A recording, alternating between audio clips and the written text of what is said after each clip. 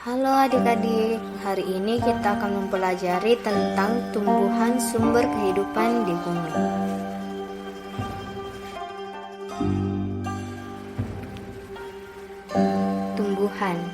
Tumbuhan berperan sebagai sumber makanan bagi manusia dan hewan. Juga berperan penting dalam ketersediaan udara yang kita hirup untuk bernafas. Bisa dibilang tumbuhan sangat penting keberadaannya di bumi. Bagian tubuh tumbuhan seperti manusia yang mempunyai tangan dan kaki, tumbuhan juga memiliki anggota tubuhnya. Setiap anggota tubuh memiliki fungsinya masing-masing bertujuan untuk memenuhi kebutuhan tumbuhan untuk bertahan hidup, seperti akar yang berfungsi untuk menyerap air dari tanah. Akar menyerap air dan nutrisi dari dalam tanah juga untuk menopang tumbuhan. Batang menghantarkan air, nutrisi, dan makanan ke seluruh bagian tumbuhan. Daun, tempat tumbuhan membuat makanan. Makanan ini dibutuhkan agar tanaman bisa tumbuh. Tempat perkembangbiakan tumbuhan. Bunga yang sudah berkembang biak akan menjadi biji. Biji inilah yang nanti bisa ditanam kembali.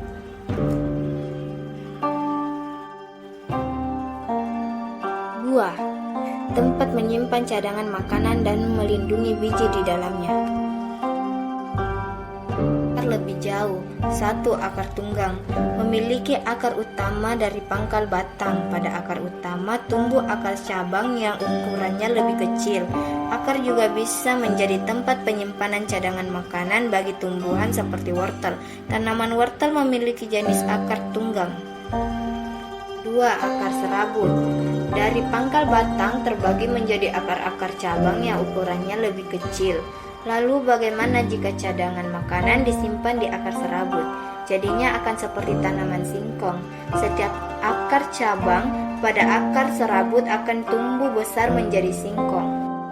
Fotosintesis. Tanaman menggunakan energi cahaya dari matahari untuk memproduksi makanannya sendiri agar tetap bertahan hidup. Prosesnya dinamakan fotosintesis. Proses fotosintesis. 1. Cahaya matahari. Energi cahaya dari matahari diserap oleh daun. 2. Klorofil. Pada daun terdapat bahan spesial yang bernama klorofil. Bahan ini yang menangkap cahaya matahari untuk melalui proses fotosintesis.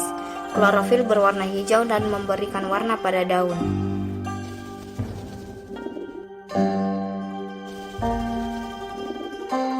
3. Air.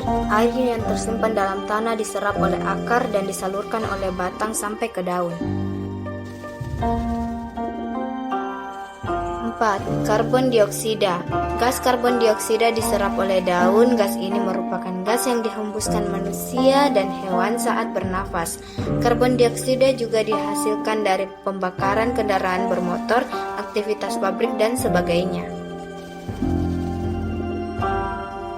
5. Proses fotosintesis. Setelah bahan terkumpul dan daun melakukan fotosintesis.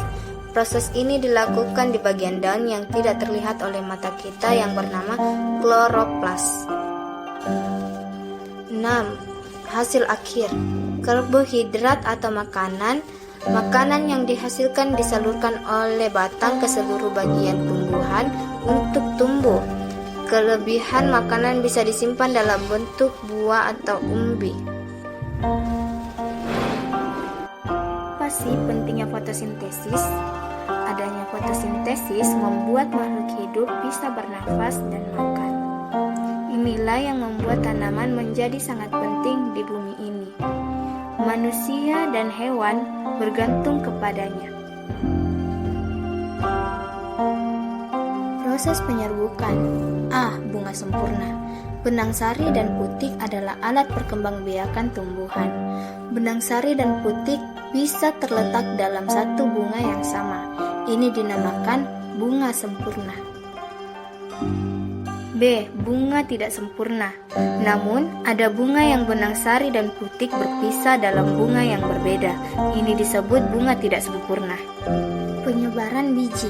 Sama seperti proses penyerbukan, tumbuhan pun membutuhkan bantuan untuk menyebarkan bijinya. Tadi kita telah membahas tentang tumbuhan sumber kehidupan di bumi. Atas perhatian adik-adik semua, kakak ucapkan terima kasih.